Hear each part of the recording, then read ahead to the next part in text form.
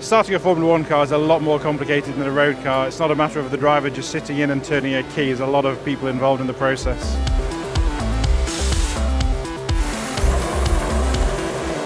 It's all led by the number one mechanic at the front of the car, so he's the one who's in communication with the race engineer, knowing when it's time to be going for the next run, and he coordinates all the people in the garage.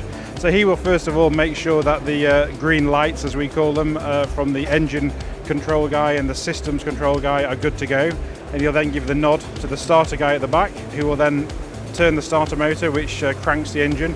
Once the engine reaches a certain pressure, temperature that everybody's happy with, the kill buttons on the handhold throttle in the garage are released, and that basically allows the engine to start up. Once the engine's actually started up, the number one mechanic has to wait for those two guys on the side bench to make sure everything on their computers is fine before they give the thumbs up. We take the umbilical out of the car, then it can leave.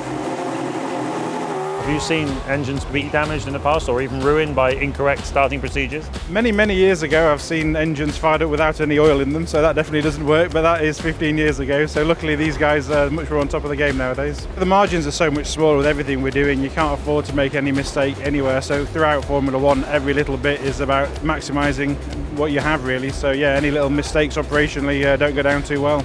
So there you have it. You thought that a Formula 1 driver just starts a car by going like this out of the cockpit. In fact, as always, it's a lot more complicated.